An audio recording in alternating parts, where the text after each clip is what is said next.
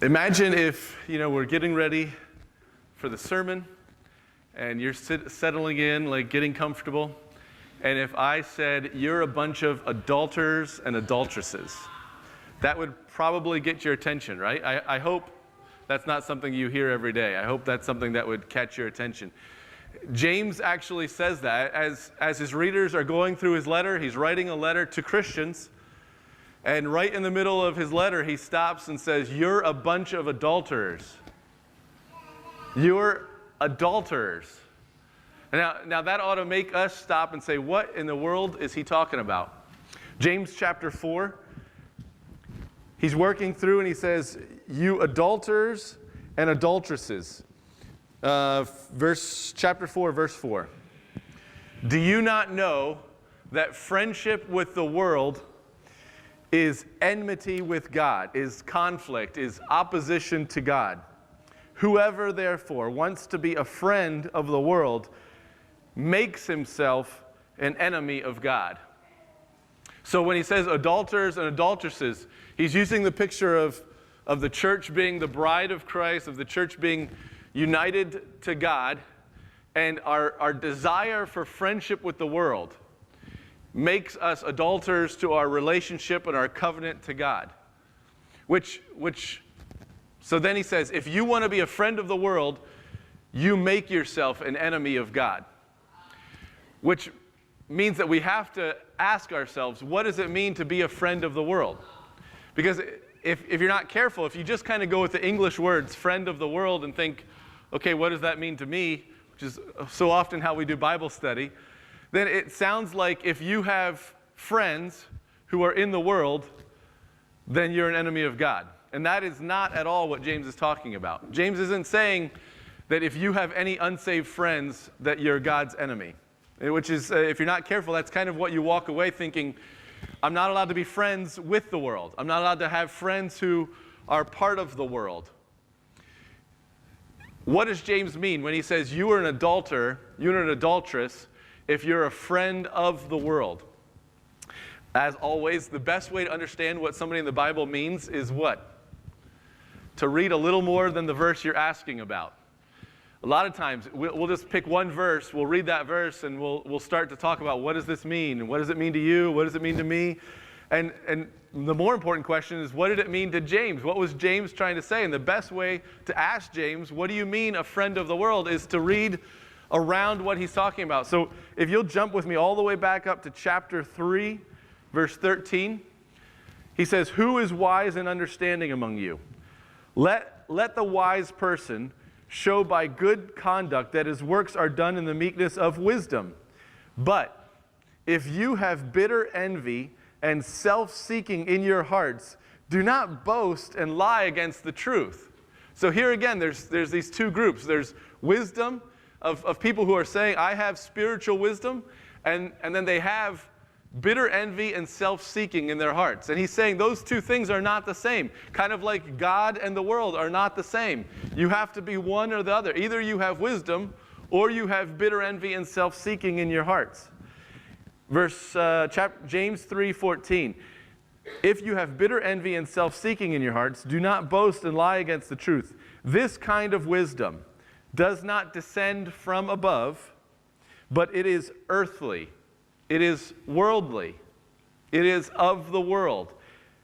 It is sensual, and he says it is demonic. This kind of wisdom. What does he mean by this kind of wisdom? He's described it with two different terms. Wisdom that has bitter envy and self-seeking. That kind of wisdom is worldly, is of the earth.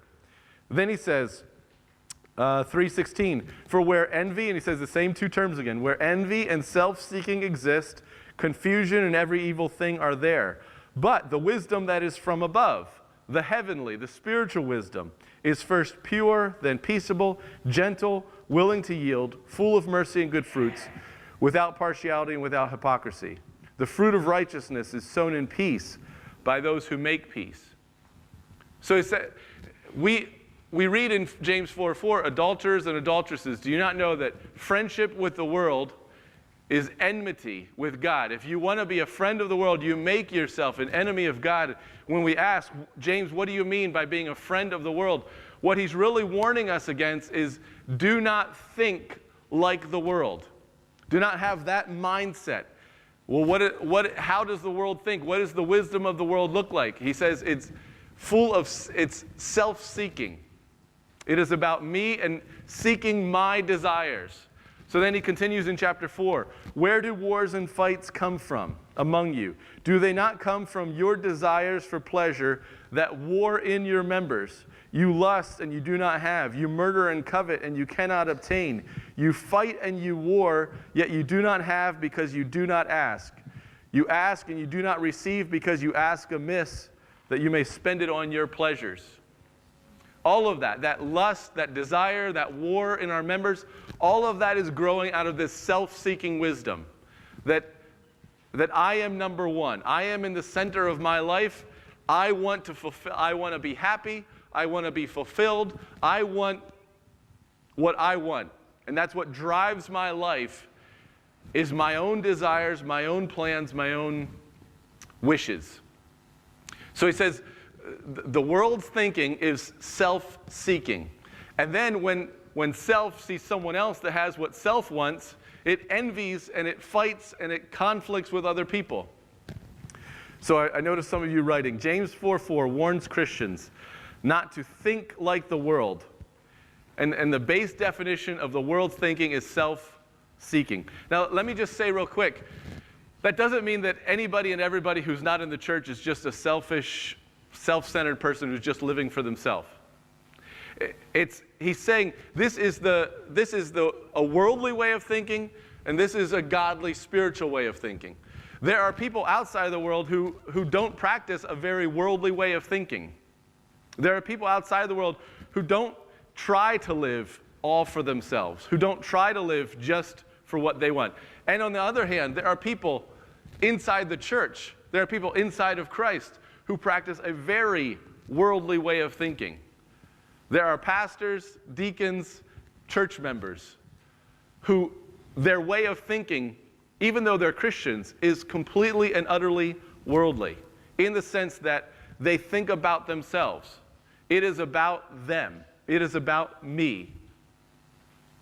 A lot of times, especially if you've been in the Christian culture very much, and my slice of Christian culture is more like Baptist and conservative Baptist, there becomes this phrase, worldliness. Have you guys heard that phrase before? Worldly, and you got to kind of say it, worldliness. You can almost just leave off the D and just say worldliness. And what oftentimes that becomes, it takes on this picture of the way you dress, where you go, the movies you go to. It starts to take on a lot of actions that define whether you're worldly or not worldly. What I think is convicting is James comes, and he can come to someone in a three-piece suit who's in church Sunday morning, Sunday evening, Wednesday, goes to the Bible studies, does all of that stuff. And James comes and he says, you have just as much a potential to be an adulterer and an adulteress, of being worldly, as someone who you look down on because of what they wear, how they dress, where they go, what music they listen to. Because your thinking can be worldly, even though you wouldn't do anything that anyone would associate with worldly, you still think as self-seeking. You're still about me. You're still about my way, my desires. So James warns us that friendship with the world begins with the way we think. Do not think like the world. One of the ways that you can tell when this kind of worldliness, when this self-seeking is around, James says a symptom of worldliness. He doesn't point to the clothes we wear. He doesn't point to a lot of the things that we think, this is a mark of worldliness, that's a mark of worldliness. James says you'll know when there's worldliness in the church. By what? Wars and fights, conflicts. When this group and this group both are fighting each other because they're both seeking their own way. They want it their way. Do you know some of the most conservative, fundamental Baptist churches are filled with wars and fights? Some of the most Holy Ghost-filled Pentecostal churches, see, I could pick on both sides of the aisle, right? Are filled with wars and fights, where they would say, no, we're not worldly at all. We shun worldliness. We have nothing to do with the world. And James says, you are a friend of the world because your thinking betrays that there's self-seeking and envy going on. You can tell when there's worldliness because there will be wars and fights. I read a post. You remember Becky Ranofsky was our song leader? I guess it's been about 2 years now. I saw a post that she posted on Facebook, and she said, anytime I start to gain faith in humanity and think that we really are a pretty good bunch, then I read the comments on news articles, and it reminds me, no, we're a bunch of self-seeking, depraved individuals. And maybe that's not a good cross-section of humanity to get your test of what we're really like. But every once in a while, I get back into, every time I read the comments, I ask myself, why are you doing this, Duane? This is an exercise in futility. Because it's just a bunch of self-seeking, worldly people attacking each other and criticizing and fighting and warring with each other. It's worldliness. It's that idea of I'm going to attack you. And then we're in the beloved season of politics and people ramping up to try to become our nation's president. And what do you see? You see worldliness. See, it's not about how they dress. And sometimes, that may reflect worldliness and, the movies or all of this stuff. That's small potatoes compared to the way you think. And you look at our politicians, and I see self-seeking worldliness of, I want to be in that position. So if I have to attack this person or that person, if I have to criticize, if I have to throw this person under the bus, I will do what I have to do to get elected. John picks up the same theme, except John doesn't talk about the way we think. What does John talk about in 1 John? Anybody remember in Sunday school we just went through 1 John? Do not, Josh, can you help me out? Do not love the world. So instead of do not think like the world, John brings it on the heart level. It says, do not love the world or the things that are in the world. 1 John 2:15. If anyone loves the world.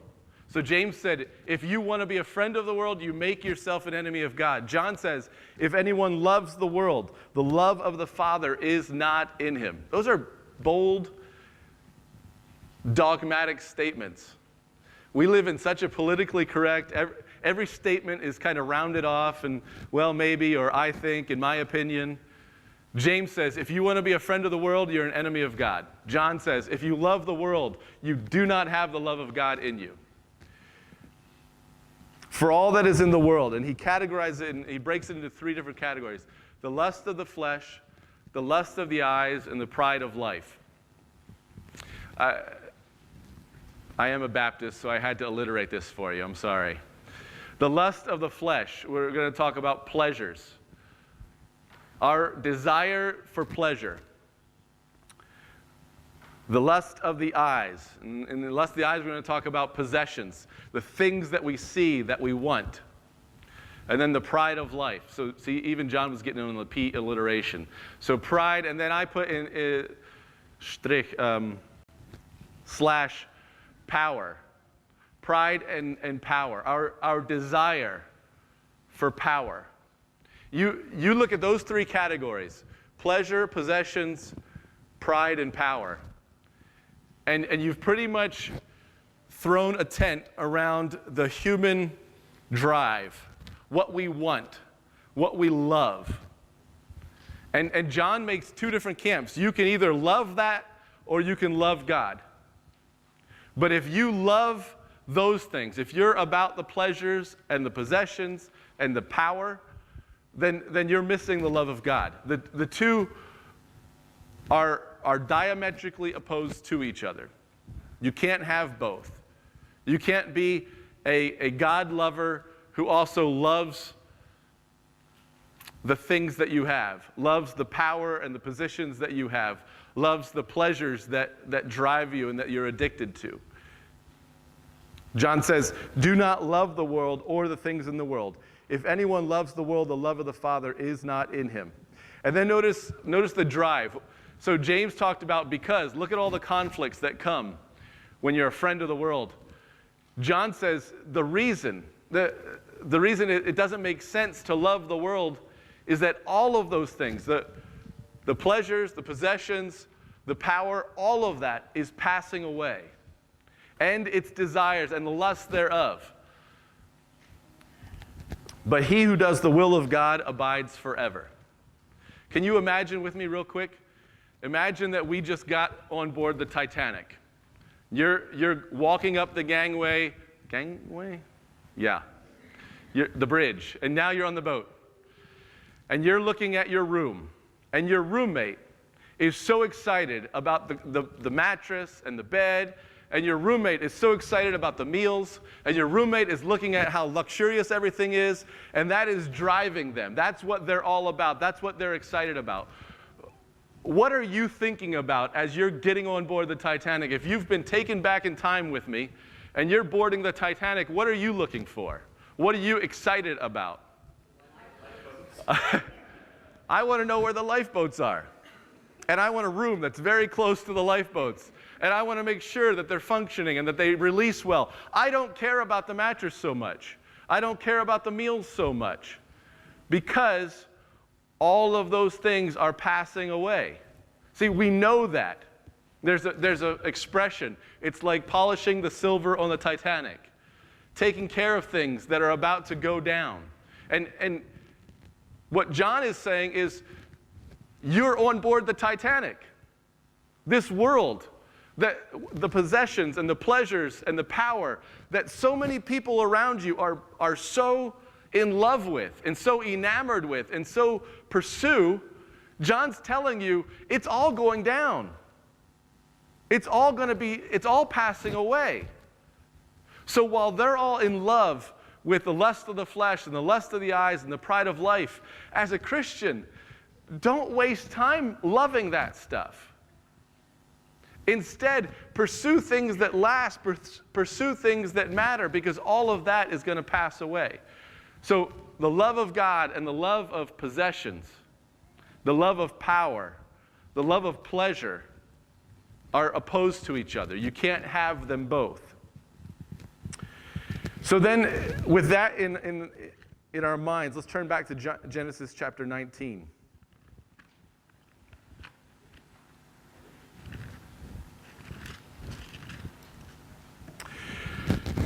All right, real quick Old Testament review. Remember, Lot is Abram's nephew. Good, all right.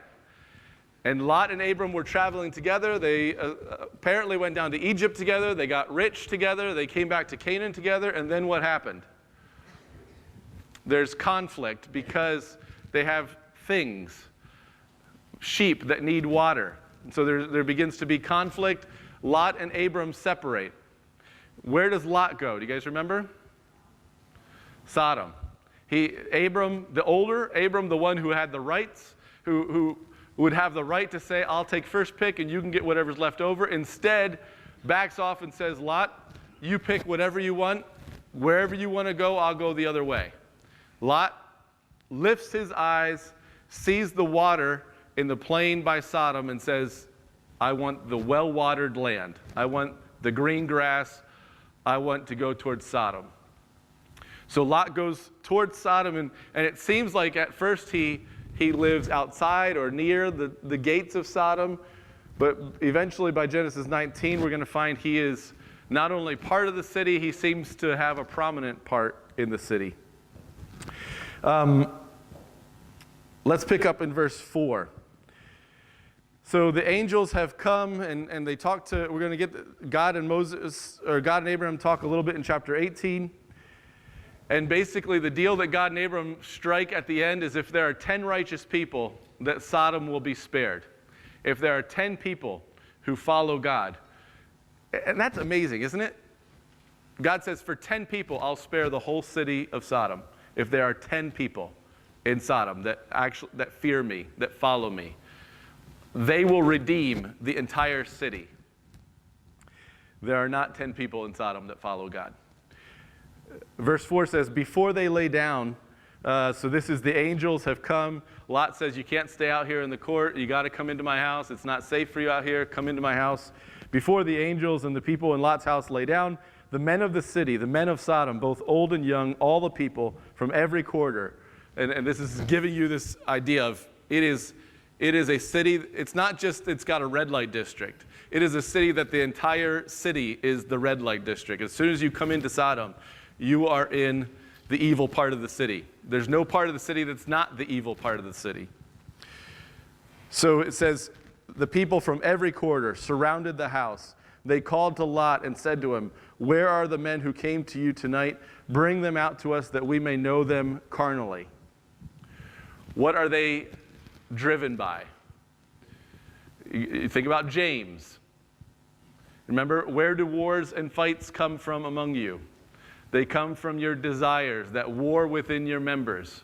You lust and you desire and you do not have. You fight and seek and you don't get it. You pray for it and God doesn't give it to you because you're praying in a self-seeking way for what you want, for what you're driven by, your desires. So they come, they want him to bring out these people that have come, the men that have come to visit him. So Lot went out to them through the doorway, shut the door behind him, and said, please, my brethren, do not do so wickedly. See, now I have 2 daughters. I don't even know how to exegete what Lot says here. Explain, preach about what Lot says. To me, it's trading one horrendous sin for another horrendous sin. And I haven't even been able to make heads or tails of what Lot is thinking or why he says this. He says, I have 2 daughters who have not known a man. Please let me bring them out to you, and you may do to them as you wish, only do nothing to these men, since this is the reason they have come under the shadow of my roof. And they said, the crowd outside, stand back. Then they said, this one came in to stay here, and he keeps acting as a judge. Now we will deal worse with you than with them. So they pressed hard against the man Lot, and they came near to break down the door. But the men, the angels, reached out their hands and pulled Lot into the house with them and shut the door. And they struck the men who were at the doorway of the house with blindness, both small and great, so that they became weary trying to find the door. When James says there's a world's way of thinking and then there's a godly way of thinking, do you remember those two contrasts? He says the world is self-seeking and bitter envy. The worldly way of thinking is driven by I want, I want, I want. This is what I want, and I will do whatever I have to get it. I will fight whoever I have to fight to get it. I'm driven by my desires. I'm driven by my lusts. In Sodom, this is homosexual desires and lusts. And yet, those desires range from homosexuality to heterosexuality. Those desires and lust drive both people in both of those sections.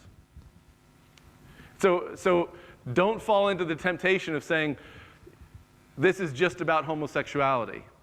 This is just about, God's just judging that. God is judging people who are driven and who have allowed themselves to be driven by their lusts. And James says, we in the church has adulterers and adulteresses in it who are driven by the same lusts that the world is driven by the same desires, by the same addictions, where we say, this is what I want and I will get it. What happens? What's a mark of worldly thinking? What did James tell us? You can say it. Selfishness. And what's the symptom? How do you know that there's worldly thinking going on? Conflict, fighting, wars. What do we see as soon as these men come into Sodom? There's conflict and there's fighting. They're driven by their lusts and they fight for what they want. Okay, so we see James is right on point. James has the city of Sodom nailed. Let's go down to verses 12 to 19. Then the men said to Lot, have you anyone else here? Son-in-law, your sons, your daughters, and whomever you have in this city, take them out of this place. Remember, the angels are sent. If there's 10 righteous people, God will spare it. And it's like at this point they've decided this city is not going to be spared. God's judgment will fall on this city, Sodom and Gomorrah. So they tell Lot, whoever you have in this city, get them out of here, because this city is passing away. This city will be destroyed. For we will destroy this place. I'm reading from Genesis 19:13. Because the outcry against them has grown great before the face of the Lord, and the Lord has sent us to destroy it. So Lot went out and spoke to his sons-in-law who had married his daughters, and he said, "Get up, get out of this place, for the Lord will destroy this city." What illustration did I just tell you about? Imagine that we're getting on board the Titanic, and we know this ship is going down. It radically changes your perspective on the boat, on the trip, right? It radically changes your perspective, your values of what's important on this boat. The silverware, not so important. The meals, not so important. The beds, not so important. The lifeboats, incredibly important. Lot goes to his son-in-laws, and he's trying to tell them, you're on the Titanic, and it's going down. And what is their response? They think, oh, Lot, you old joker, you. You're an old man. You don't know what you're talking about. You're trying to scare us, giving us this judgment and damnation sermon that we've heard before. Everything will be fine. So then, after I told you, imagine that we're on the Titanic, then I said, you know what? We are on the Titanic. This earth is passing away. You are on board the Titanic. You are living a life that is going to be destroyed. And a lot of you hear that, and it washes right over you. Yeah, I'm in church. Those are the kinds of things I hear in church. Yada, yada, yada. And Lot goes to his sons-in-law and his daughters and says, you're on board the Titanic. Come away. Get out of here with me. Yada, yada, yada. Come on. All right, Lot, go on home. We've got things to do. We've got money to earn. We've got pleasures to pursue. We've got possessions to enjoy. We've got power here in the city. There's no way I'm leaving all of this. So he cannot persuade. He cannot convince his sons-in-law and his sons-in-law and his daughters to leave the city. I think when John says, do not love the world or the things that are in the world, for the love of God, anyone who loves the world, the love of the Father is not in him. What he's trying to say is, church, there are people in the church who are so in love with their possessions, with their pleasures, with their power, that if God told you to leave, you wouldn't leave, because it is so gripped into your heart that you could not walk away from them. You will not turn your back on them. You love them can be translated, you worship them. And you either worship them or you worship God. You cannot worship both. That often we are adulterers and adulteresses against God. Read how it continues. But to his sons-in-law he seemed to be joking. So 19:15, when the morning dawned, the angels urged Lot to hurry. So now we're even just talking about Lot. So Lot says, yeah, I need to get out of the city. I know it's going to be destroyed. Let's just spend one more night here. There's a couple more things I need to do. And finally, the angels are urging him, arise, take your wife and your 2 daughters who are here, lest you be consumed in the punishment of the city. And while he lingered, so he's already stayed the night, the dawn is coming, and they're urging him, and he says, yeah, there's just a few more things I need to get, there's a few more things I need to take care of. And he continues to linger, and he continues to delay. Look at the words here. While he lingered, the men took hold of his hand, took hold of his wife's hand and the hands of his 2 daughters, and the Lord being merciful to him, they brought him out and set him outside the city. The picture is Lot, if they just wait and try to cajole with their parents, you know the feeling here, right? You say, come on, it's time to go, it's time to go, it's time to go, it's time to go. And eventually, you grab their hand and you say, it's time to go. And you start walking, and they're just kind of being pulled along with you. The picture is Lot will not leave on his own. Even Lot will not leave the city on his own. His wife will not leave the city on his own. The 2 daughters will not leave on their own. So God, it says, is merciful to them. And in his mercy, he grabs a hold of them, and the angels pull them and set them outside the city. It came to pass when they had brought them outside that he said, escape for your life. Do not look behind you, nor stay anywhere in the plain. Escape to the mountains, lest you be destroyed. Then you jump down in verse 26. But his wife looked back behind him, and she became a pillar of salt. This love of the world is so permeated that Lot's children, Lot's sons-in-law and daughters are lost. Lot's wife is lost. And then you read on in Genesis 19, and even the daughters who escape have the mentality of Sodom in them. They think like the world. You get the sense that Lot goes to Sodom, and Lot comes out and he loses his entire family to worldliness and to destruction. The family will not leave because they love Sodom even though it is passing away. Can you just do an inventory in your own life, in your own heart? What do you love? What drives you? What are you passionate about? What will you fight for? Remember the rich young ruler? He was a good spiritual man. Came to Christ and wanted, I think sincerely wanted to know, how do I get eternal life? Your words had, Christ's teaching, Christ's words had caught him enough that he wanted to know, how do I get eternal life? And Christ puts his finger on the heart of the rich man and says, leave everything you have. Sell everything you have, give it to the poor, and you'll have riches with me. And it says the rich young ruler walked away heartbroken because that was the thing he was not willing to do. That was a request that went to the heart of what he loved, and he would not walk away from Sodom. He would not leave the town. He said, yeah, sorry. I've got too many possessions. I've got too much power. I've got too much pleasure in this town to walk away from it.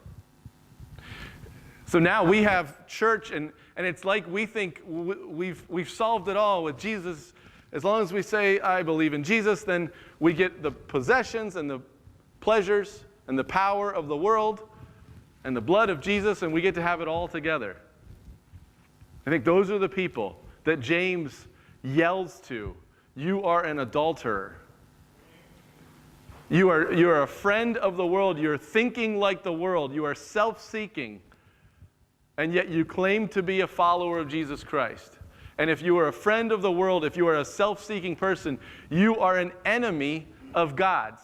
You have set yourself in opposition to God. If you love the world, and if you love the things that you have, if you cannot and will not walk away from them and turn your back on them, you love those and you do not have the love of God in you. Just as we close, it's beautiful. You turn back to Genesis 18, and Abram is someone who thinks like God. He does not think like the world. He has God's mindset. When God says, I'm going to judge Sodom, I'm going to destroy Sodom, there's not a self-seeking, envious, yeah, Lot, man, he left me, he took all the best, now get him. Pay him back for taking the good land. It's about time it comes back to him. Abram has All these things in James that he talks about, the wisdom that is from above is pure and peaceable and gentle, willing to yield and merciful. That characterizes Abram as he's pleading for wicked people not to be judged by God. As he's pleading for a wicked city that he's had interactions with. He knows how wicked they are. And yet he says, God, can you not, if there are 50 people, if there are 100 people, if there are 50 people, if there are 20 people, if there are 10 people, will you not spare this city? He shows that he knows his God. And why does he argue with God? Because he knows that God is a God who is willing to yield, who is merciful, who wants to show mercy, even to Sodom and Gomorrah. Abram thinks like God. And then in the last blank there, you put Abraham loves God. There's no one verse that says Abraham loved God. But you go back to Genesis 15, and I mentioned this a couple weeks ago in passing. In Genesis 15, after these things, the word of the Lord came to Abram in a vision, saying, do not be afraid, Abram. I am your shield. I am your exceedingly great reward. It's a beautiful phrase. God comes to Abram and says, I am your exceedingly great reward. He's going to pick up the same language later with the Levites. You remember the tribe of Levi. And they're about to get all the land of Canaan. And God tells Moses, this tribe gets this land, and this tribe gets this land, and this tribe, and you can read all through it, and all this borders and mountains and rivers. He breaks up the land into 11 different pieces. But what's the problem? How many tribes are there? 12. And if I were a Levite, he's breaking and divvying up the land. All right, well, it's like a draft pick. Well, that guy, I kind of wanted that land, but there's still some good plots left. He breaks up the land to everybody except the tribe of Levi gets nothing. You know what he tells the Levites? The tribe of Levi, he says, you don't get land. You get me. I am your reward. I am your inheritance. You're set aside to me to serve me. And your relationship with me is your inheritance. That's what I'm giving you as your inheritance. And if you want to be technical, they get some cities to live in and they get some places to grow some things. But they don't get a plot of land in the promised land. God tells them, I am your reward. How you would react to that tells you about your love of God, tells you about your worldliness. Do you get that? Because if your reaction is, hold on, I'd much rather have the land. I'd much rather have possessions. I'd much rather have riches than you, God. What does John say to you? Do not love the world or the things that are in the world, for if any man loves the world, the love of the Father is not in him. If you say, God, you are my reward. If I have you, I don't need land, I don't need possessions, I don't need pleasures, I don't need power. I have you. You are what I want. You are my heart's desire. Then you are on your way home. Then you are on the journey home.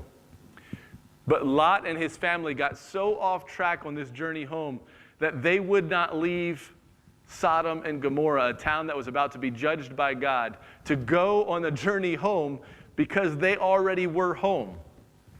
Their hearts were home. What about you? Are you willing to leave your temporary homes?